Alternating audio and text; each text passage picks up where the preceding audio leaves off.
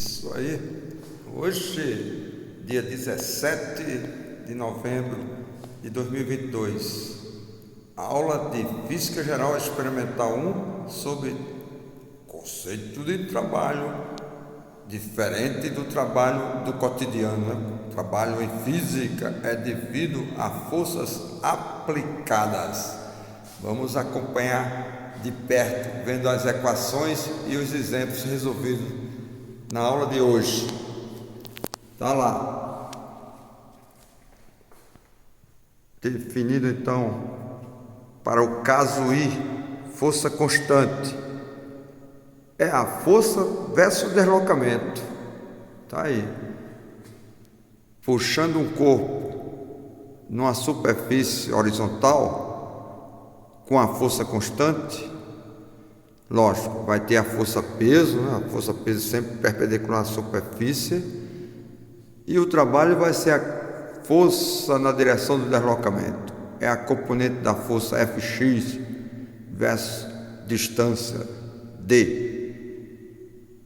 Isso é o caso unidimensional. E no caso bidimensional, vetor com duas componentes. Escolha do referencial, olha só, escolha com eixos, com orientações positivas, orientação usual para a direita positivo, para cima positivo, então Y na vertical e X na horizontal. Agora temos uma força com duas componentes e o deslocamento também, um ângulo θ entre os dois. O trabalho, portanto, vai ser o produto da força versus o deslocamento no eixo X e a projeção da força no eixo Y versus o deslocamento no eixo Y. Isso é exatamente o que se chama produto escalar. F escalar D. E pode ser escrito assim: módulo de F vezes o módulo de D vezes o cosseno de θ, sendo θ o ângulo entre os dois vetores. Tá aí, o trabalho, portanto, é um escalar, é um produto escalar, é uma grandeza física escalar. E, como exemplo, vamos considerar uma caixa sendo puxada em uma superfície horizontal. No item A, pede para determinar o trabalho realizado por uma força de 5 newtons, para deslocar a caixa por uma distância de 80 centímetros. Está aí a solução. Você agora escolhe se quer trabalhar no CGS com a distância em centímetros, aí terá que transformar newton para dina. 1 newton equivale a 10 a quinta dina. E o resultado será em erg, unidade de trabalho. No SI é joule, é o J maiúsculo. E no sistema de unidade com distância medida em centímetro, a aceleração aqui a massa em grama e o tempo em segundo, a unidade é erg. 1 joule é 10 a 7 ergs. Tá aí, muito importante. Vamos sempre escolher, a sugestão que eu dou é o SI. Então a força já está no SI, em newton. A distância a gente transforma.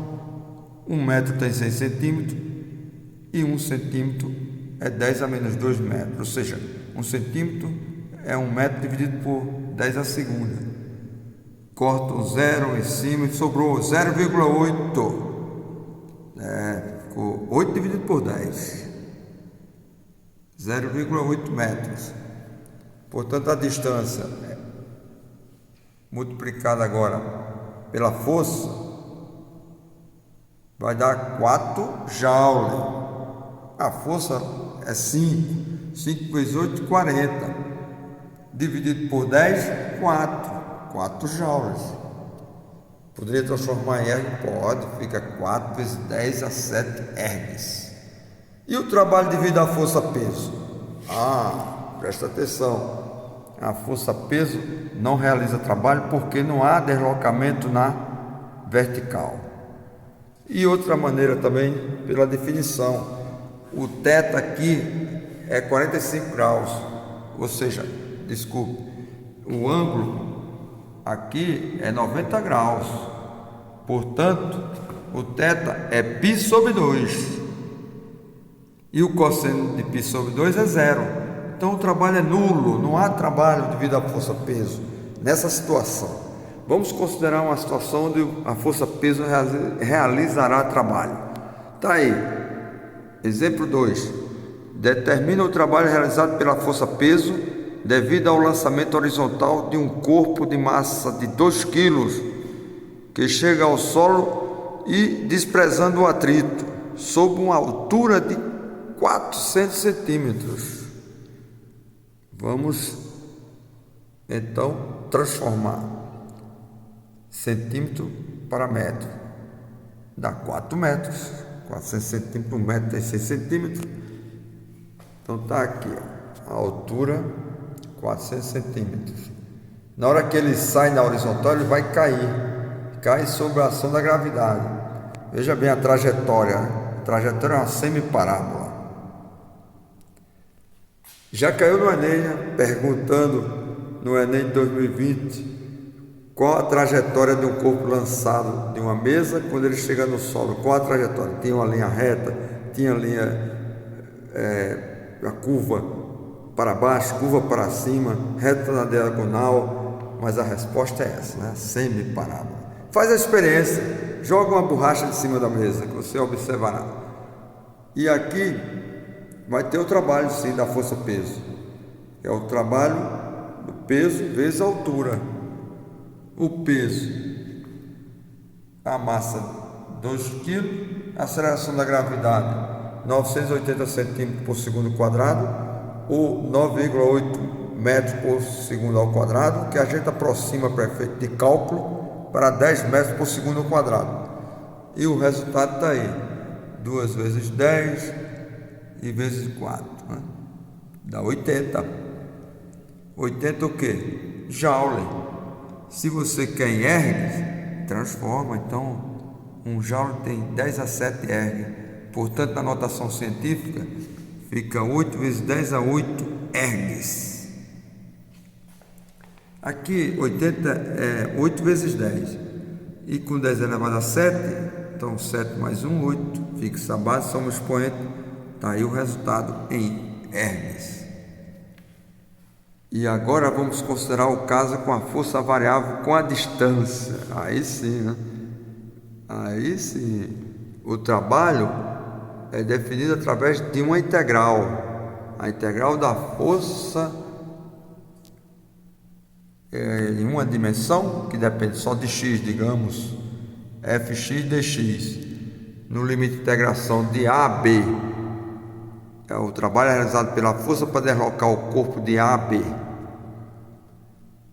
E o resultado é a primitiva, é a função em B menos a função em A, ok? E a derivada da primitiva é o integrando f, ou seja, derivada de g em relação a x dá f. Isso é a definição de integral. E a regrinha de integração para potência, integral de x elevado a n dx, é x elevado a n mais 1 dividido por n mais 1. Ok? Nota o seguinte, quando eu derivo x elevado a n mais 1, desce, aí cancela aqui, e em cima n mais 1 menos 1, dá x elevado a n. O integrando. Ok? Você não viu ainda a derivada? Faça uma revisão. E de um modo geral, a integral definida, a interpretação geométrica, está aqui, é a área abaixo da curva. Essa integral de A a B é a área abaixo da curva. Vamos para uma situação prática. O sistema massa-mola. Você tem uma massinha, quando puxa, a massa presa na extremidade de uma mola e a outra extremidade fixa. Quando você puxa e solta, surge uma força, levando a massinha de volta à posição original. É chamada força restauradora da mola. E esse sinal negativo é devido à escolha do referencial positivo para a direita, então a força indo para a esquerda, o sinal é negativo. E aqui a lei de Hooke, ele observou pela primeira vez. A força é proporcional à distância, é Kx, onde K é chamado de constante elástica da mola. E o trabalho agora dessa força elástica, da força restauradora da mola, como é que fica? É fazendo a integral, para levar de uma certa posição x até a origem. F de x', a gente mudou aqui a variável, então ao invés de ser x vai ser x' menos kx', k saiu, é constante, ficou a integral de x até zero, e lembre-se, a integral de x elevado a 2 vai ser x elevado a 2 mais 1 dividido por 3. A integral de x, simplesmente x, vai ser n igual a zero, então dá x aqui n igual a 1, x, integral de x, n igual a 1. Com 1 fica 1 mais 1, 2. Portanto, x ao quadrado sobre 2. Está aqui, ó. A integral de x' é x' ao quadrado sobre 2. No limite de integração de x a zero. No limite superior, menos o inferior. Com o sinal do menos que tem aqui fora, fica positivo. Está aqui o resultado. É uma parábola. Se você for desenhar agora o gráfico, vai ser uma parábola. O trabalho, portanto, aqui você poderá desenhar esse trabalho. Na verdade, é a energia potencial gravitacional do oscilador, Kx ao quadrado sobre 2. Está aqui, ó. Ele vai ficar oscilando entre esses pontos de retorno A e menos A. Está aí o oscilador.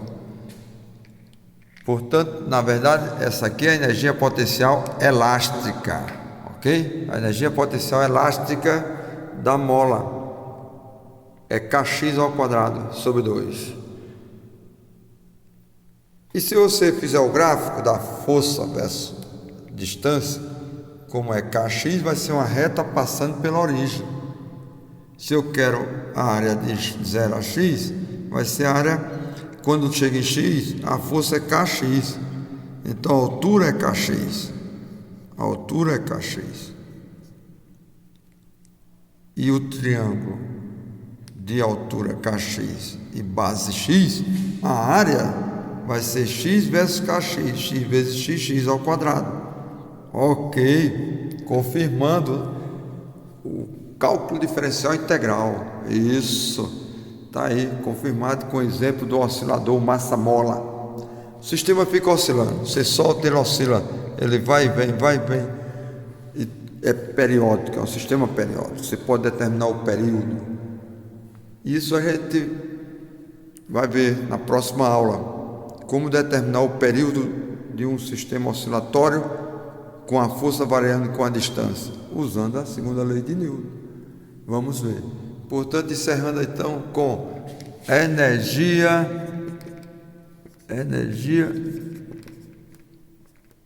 potencial elástica.